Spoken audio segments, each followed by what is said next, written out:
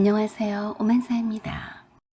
저는 40대 초반의 공무원입니다. 남편은 평범한 일반 회사에 다니는 사람이고요.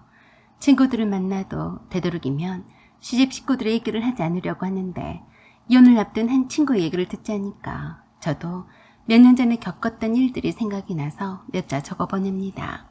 제 친구도 저처럼 시어머니와 시집 식구들로 인해서 많은 고통을 받아왔었더라고요. 그 중심에는 꼭 돈이 끼어들었어요. 돈이 항상 문제였어요. 저도 그랬으니까요. 제가 결혼을 할 때만 해도 시어머니는 저를 무척 아껴주셨습니다. 특별히 제가 잘나서도 아니고 착해서도 아니었어요. 평범한 월급쟁이의 맏아들에 공무원인 며느리를 얻었다며 좋아하셨어요. 시어머니에게는 두 아들과 두 딸들을 두셨는데 제게 늘 그러셨습니다. 없는 집에 시집와서 정말 고맙다. 내가 너는 며느리로 보지 않고 내 딸처럼 생각하마. 말이라도 참 감사했습니다. 신이들도 저를 친언니처럼 잘 따랐어요. 제가 맏며느리라고 해서 신경을 쓰거나 힘들 것은 하나도 없었습니다. 명절이나 제사 때도 미리 와서 음식을 준비하자고 부르지도 않으셨어요. 그저 일하는 며느리이니 힘들 테니 신이들과 늘 함께 음식도 준비하고 힘든 일은 시키지도 못하게 하셨습니다.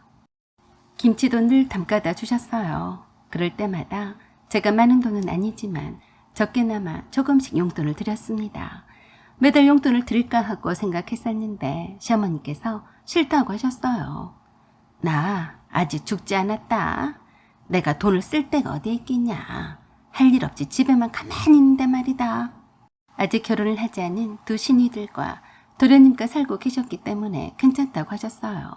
남편 말로는 돌아가신 아버님이 남기신 얼마간의 돈과 얼마 안 된 연금뿐이라고 했는데 시어머니는 한사코 용돈을 받기를 거부하셨어요. 너희들한테 해준 것도 없는데 무슨 돈이냐? 집장만 하는데 한 푼이라도 보태야지. 그래서 시어머니 생신 때나 명절 때에는 시어머니께 필요한 옷이나 모자나 신발들을 사드렸어요. 현금은 마다하셨으니까요. 인터넷 쇼핑을 하다가 좋은 물건들이 보이면 시어머니께 배송도 해드렸습니다. 그렇게 5년을 시집 식구들과는 별 탈 없이 잘 지냈어요. 그때까지도 친구들끼리 만나며 늘 화두가 되었던 시집 식구들에 대한 말들은 그저 남의 얘기려니 하며 듣기만 했습니다. 친구들이 물어봐도 그저 함께 씹을 말이 없었어요. 그랬었는데 도련님이 동서가 될 사람을 데려오기 시작하면서 미묘하게 바뀌기 시작했어요. 동서는 도련님보다 나이가 5살이나 많은 카페 여사장이었습니다. 처음에는 그저 구멍가게 수준의 카페인 줄 알았는데 제법 교회에서 크게 운영하는 잘 되는 카페였어요. 동서가 처음에 시댁 인사를 올 때도 선물 으리으리하게 준비해서 들고 왔더라고요.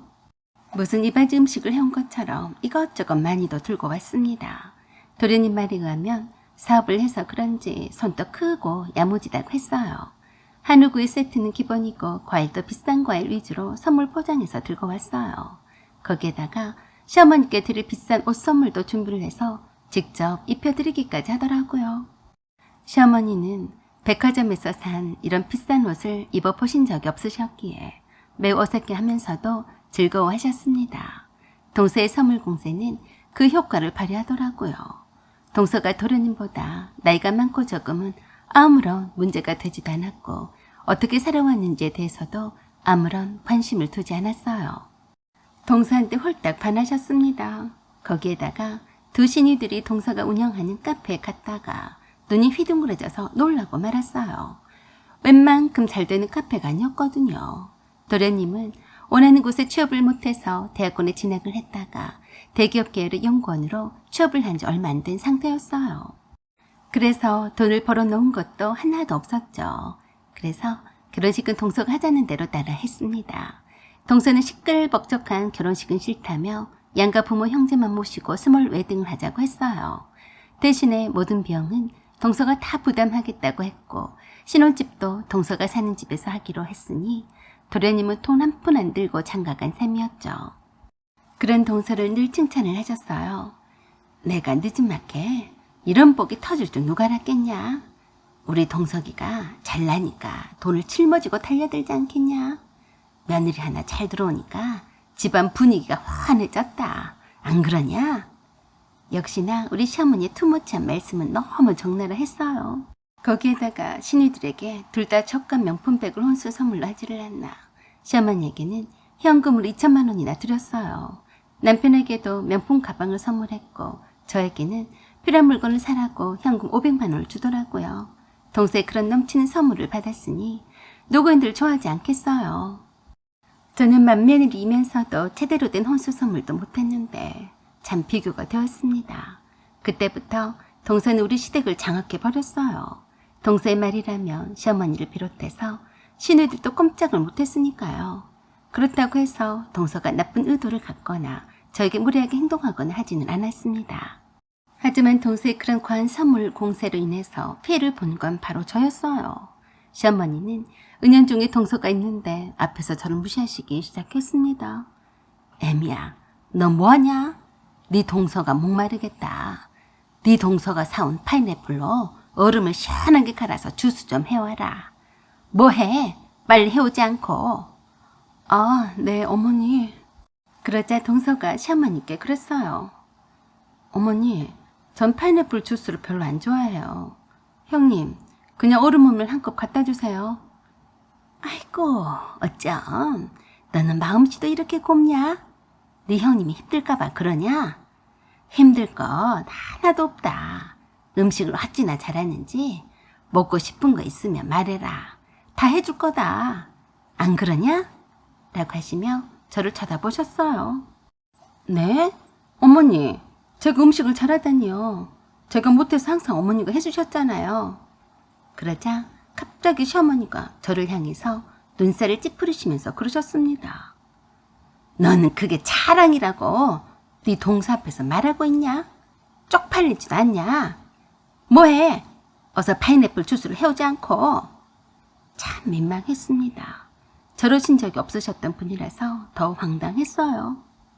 감히 시어머니가 말하는데 토단다고 생각하신 듯 했어요. 동서가 주방 근처에도 못 가게 했습니다. 물론 저도 그렇게 하셨던 터라 불만은 없었어요. 그런데 동서가 시댁에 오면 모두들 동서 옆에 붙어서 꼼짝도 하지 않더라고요. 저는 투명 인간처럼 느껴졌습니다. 주방 일이나 음식하는 거나 심부름하는 것도 모두 다 제 차지였어요. 물론 동서는 시댁에 왔더라도 오래 있다 가지는 않았습니다. 일이 바쁘다는 핑계로 늘 앉아있다가 제일 일찍 가버렸어요. 동서가 오면 늘 시어머니께 용돈 봉투를 드렸고 시누이들한테는 작은 거라도 선물을 꼭 준비를 해왔어요. 그래도 제가 그것 때문에 동서에게 불만 같은 거는 없었어요. 그걸 질투하는 것도 아니었습니다. 단지 동서가 온 이후로 시어머니와 시누이들의 태도가 문제였어요. 전에는 시어머니가 늘상 공무원인 며느리라며 저를 이뻐해 주시고 배려도 많이 해주시는 것 같았는데 그런 거 싹 다 사라졌습니다.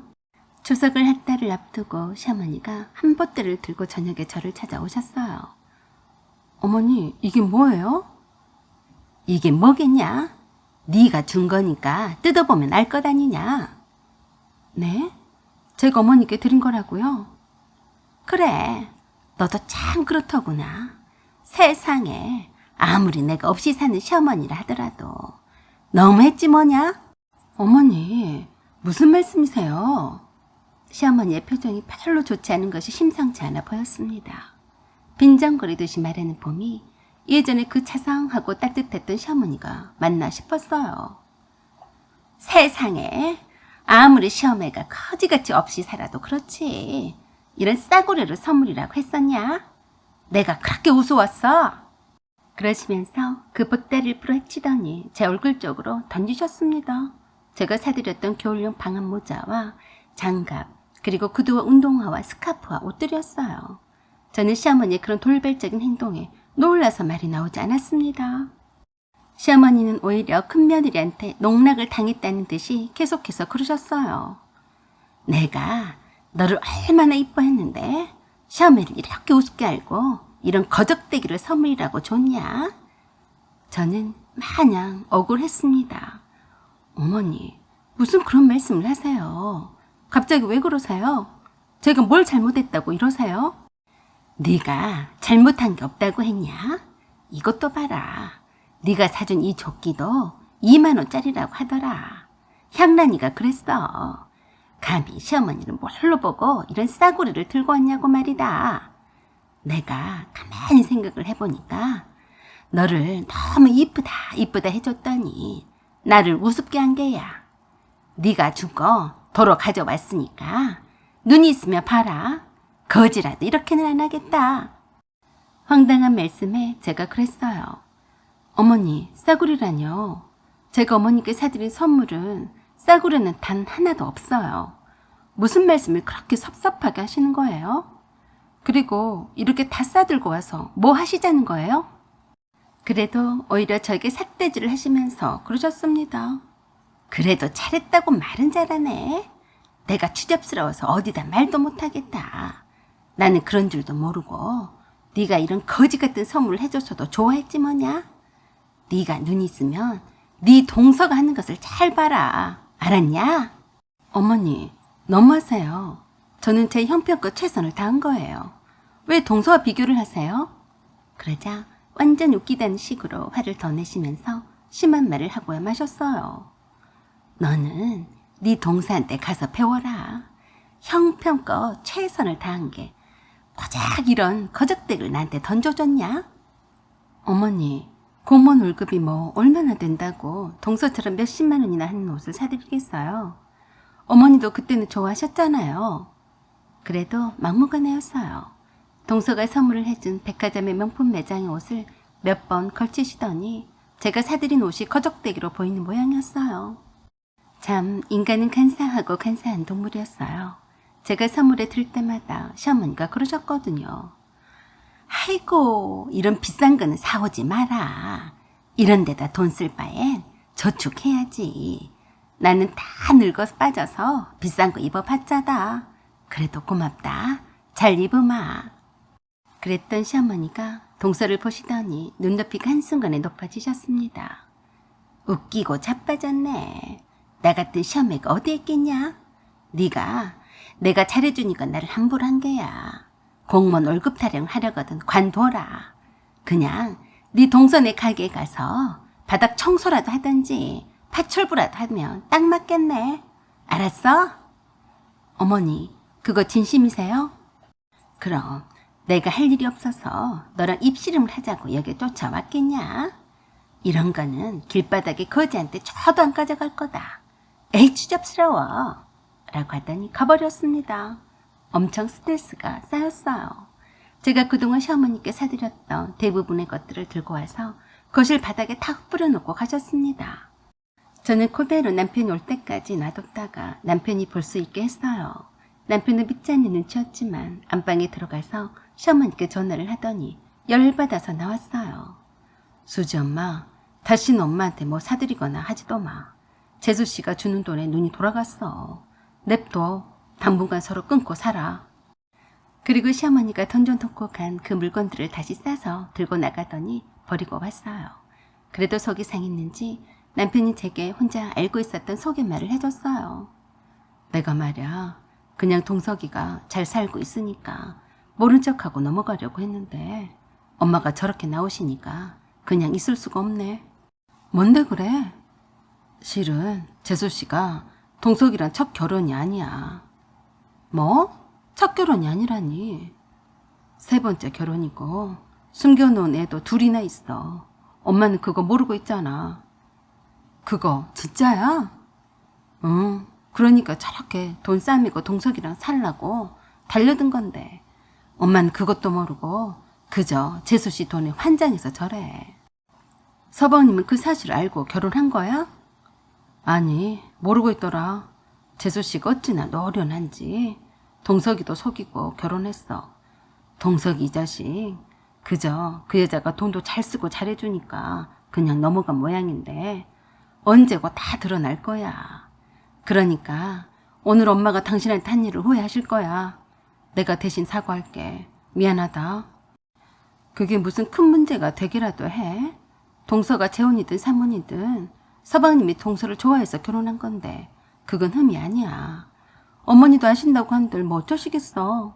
동서가 저렇게 돈도 잘 버는데 잘 됐다 싶으시겠지. 돈을 쏙쏙 더 잘 뺄 수 있으니까.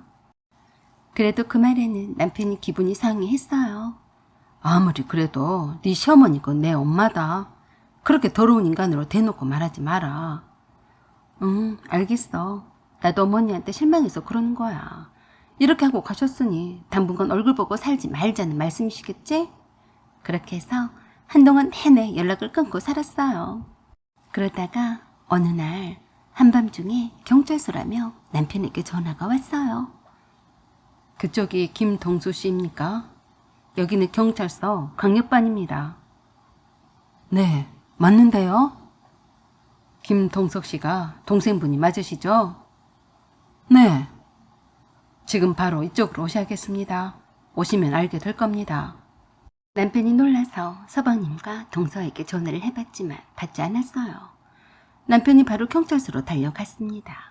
남편이 회사에 출근도 못하고 연락을 해도 답을 주지 않아서 무척 걱정이 되었습니다. 드디어 점심때쯤에서야 남편에게서 연락이 왔어요. 아, 어떡하지? 엄마한테 연락을 해야 하나 말해야 하나 걱정되네. 저는 궁금해서 다그쳐 물었더니 그러더라고요.